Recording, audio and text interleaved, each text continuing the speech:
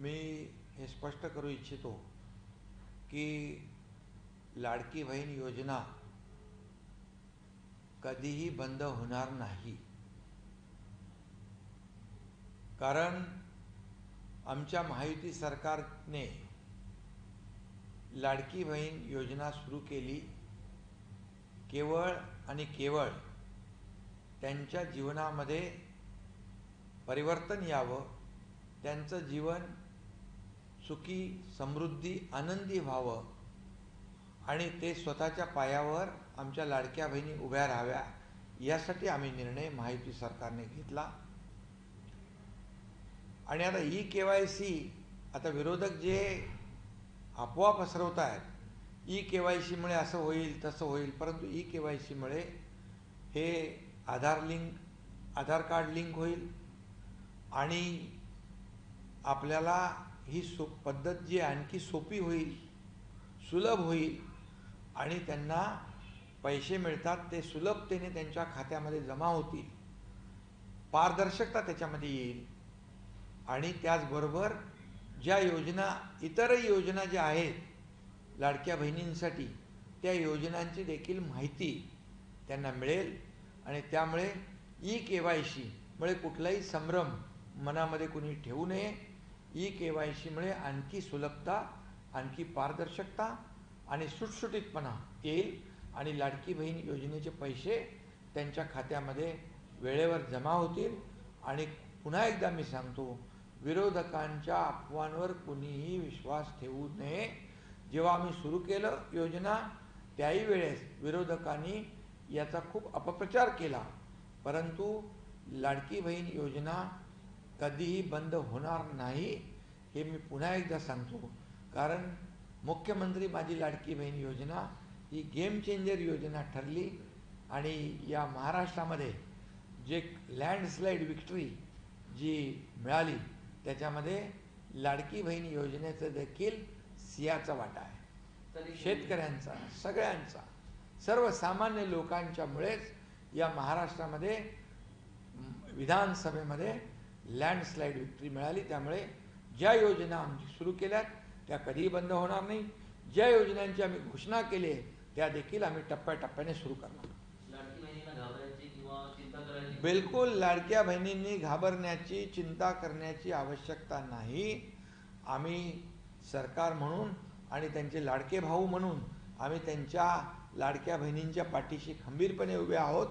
त्यामुळे कुठलीही चिंता आणि काही त्यांनी या योजनेबद्दल संभ्रम मनामध्ये ठेवण्याचं, शंका मनामध्ये ठेवण्याचं काही कारण नाही। सर, इसी को हिंदी में बता दीजिए कि लाडकी बहन जो है कुछ योजना में कुछ लोगों के पैसे समय पर नहीं आ रहे हैं, सरकार की तरफ से आह्वान किया गया है कि ई-केवाईसी की जाए, तो कहीं कहीं विरोधी या लोगों में संभ्रम फैला हुआ है कि आखिर कहीं इस योजना को लेकर एक जो मन में शंका है उसे दूर करने के लिए आप क्या कहेंगे सर? सबसे पहले मैं ये कहूँगा कि मुख्यमंत्री लाडली बहन योजना जो महायुति सरकार ने शुरू की है वो कभी भी बंद नहीं होगी, ये स्पष्ट रूप से मैं कह रहा हूँ। और ई-केवाईसी का जो मामला है ये आधार कार्ड लिंक होगा और ये जो सिस्टम है और सिस्टम ट्रांसपेरेंस होगी और ट्रांसपेरेंसी आएगी, उसमें सुलभता आ जाएगी और हमारी लाडली बहनों के अकाउंट में पैसे बराबर जमा हो जाएंगे। इसके साथ ही और कई योजनाओं की जानकारी भी हमारी लाडली बहनों को मिलेगी, उसका भी लाभ उनको मिल सकता है।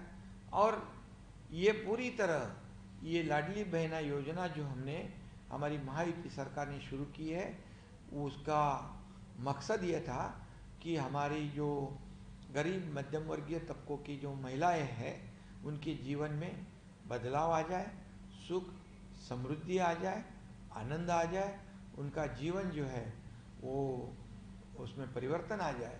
और इसीलिए हमने वो योजना शुरू की है।